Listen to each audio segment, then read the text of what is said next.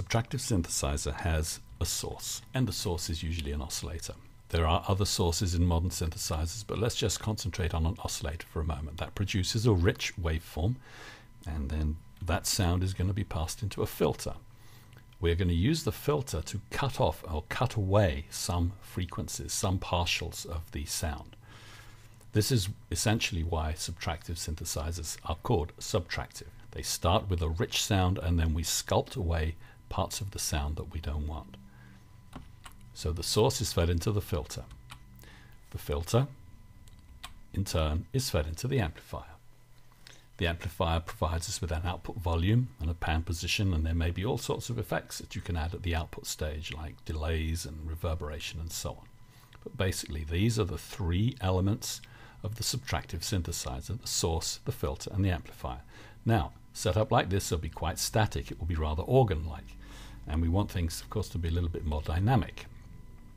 So we move on from our tone creation and start modulating some of these tone-creating elements.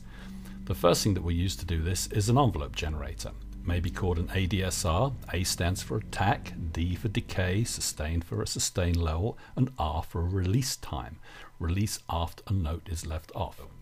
An envelope can affect, for example, the cutoff frequency of the filter, or it could affect the overall volume of the sound. There are other modulators, such as a low-frequency oscillator, often used to vary the pitch of an oscillator. This is a vibrato effect. And there are yet other ways that we can control the elements of the subtractive synthesizer, and that is with, for example, the velocity from the keyboard. Velocity refers to how hard you play the notes on the keyboard. It's a MIDI term, and velocity can be used to affect the cutoff frequency of the filter, for example, to the volume of the output, or you could even use velocity to affect how an envelope actually works before the envelope itself is passed on to something else. So as you can imagine, there's all sorts of ways to route this data. So you will find as part of your synthesizer that there will typically be a modulation routing matrix where various sources are connected to different destinations by certain amounts. So here we have a collection of elements which are modulators. They are used to automatically control the tone creation elements. One other thing that you should look for on the PSYN and any other soft synthesizer that you may be using is a sort of preset management system. After you spend a lot of time figuring out how it all works, you're going to want to save your sounds. So be sure that you understand where the preset management system is, and then you can name, save, and retrieve your sounds effectively. That's really most important. Okay, this is the PSYN2 front panel. And as you can see at first glance, it looks quite complex, but we can soon spot those basic elements if we look closely. Here, for example, is the oscillator. Here is our filter section. And as you can see, again, there are two filters, one here and one here, with a number of controls to set the filter. An envelope section, LFO. These buttons here are hardwired buttons which affect how velocity affects these particular elements. And there's an amplifier section and, of course, a preset, which is where you can save your files. When we look at a soft synthesizer like this, the secret is to identify the basic elements: the source, the filter, and the modifiers like the envelope generator and the LFO.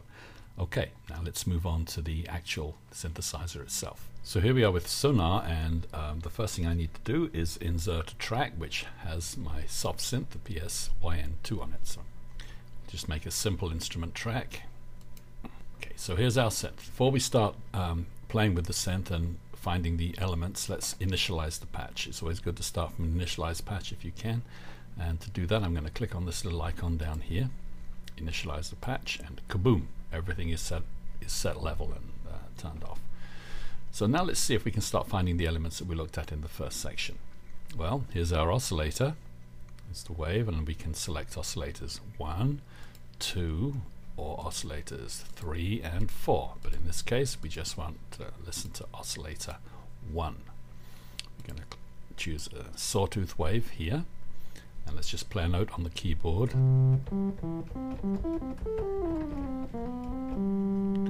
Next thing we're going to do is make sure that we're playing plenty of voices. You can set the polyphony on this synthesizer, so we're going to go down here and change it from mono to play 8 voices. So now we can play chords.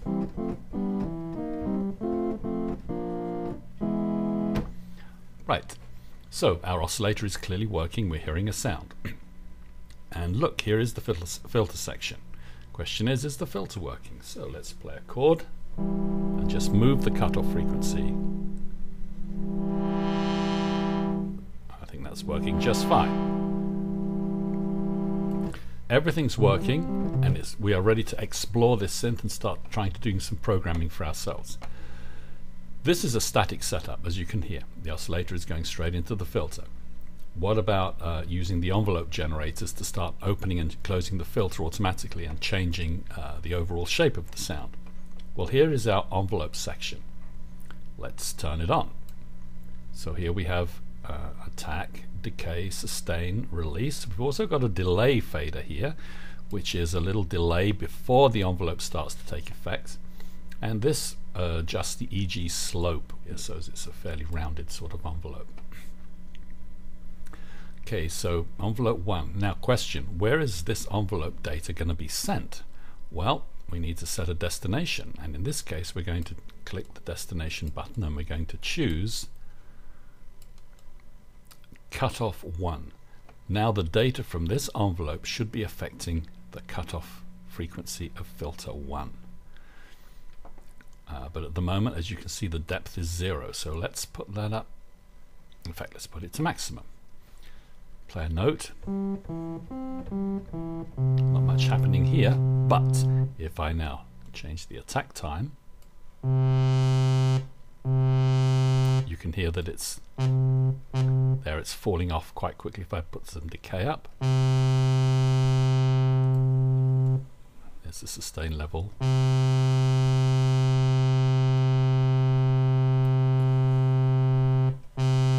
If I close the filter a little bit, we'll hear the effect of the envelope a bit more maybe. So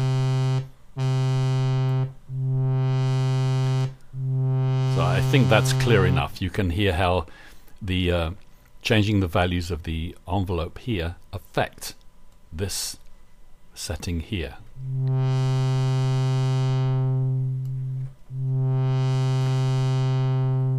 Okay, let's turn this off for the moment and let's just put the sustain level up so it's just like rather like an organ. And let's think about the overall shape of the sound. Well, that'll be a different envelope, and in this case there's a special envelope here. Envelope A is automatically routed to the output level. So let's just play with that for a moment. Let's put a slow attack on.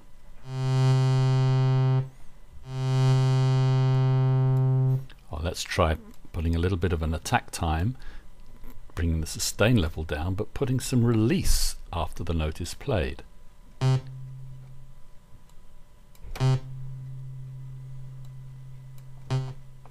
I think we can just hear that releasing, but you know what?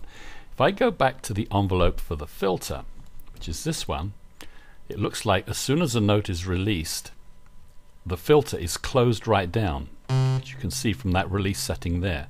If I open that up a bit so the filter stays open, and we can actually hear the release of the note. So by playing with these two envelopes, number 1, which we have manually sent to the cutoff frequency of the filter, and envelope A, which is the amplitude envelope automatically routed to the amplitude envelope, we can probably get a nice sort of plucked sound. Okay, let's go to this envelope again. A little less of the amount of the envelope.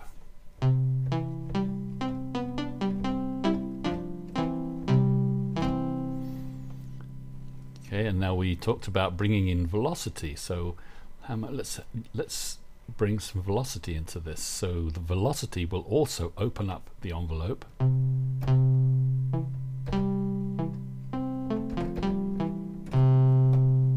depending how hard we play.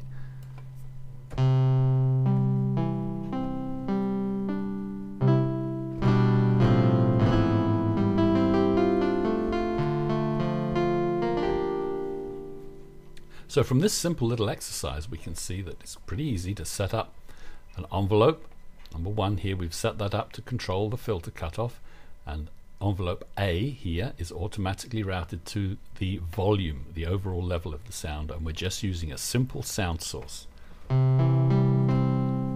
Okay, so this is the method that we should use to explore the synthesizer. As I mentioned before, this has got 4 oscillators, 2 filters, 5 envelope generators, LFOs, and all sorts of other fun things. But it's helpful to start real simply and just use 1 oscillator, 1 filter, and 1 envelope generator for the filter, 1 envelope generator for the amplifier, to get used to those parameters. And as I said, once you have done this, this is the time to double click up here and say my first sound and save it.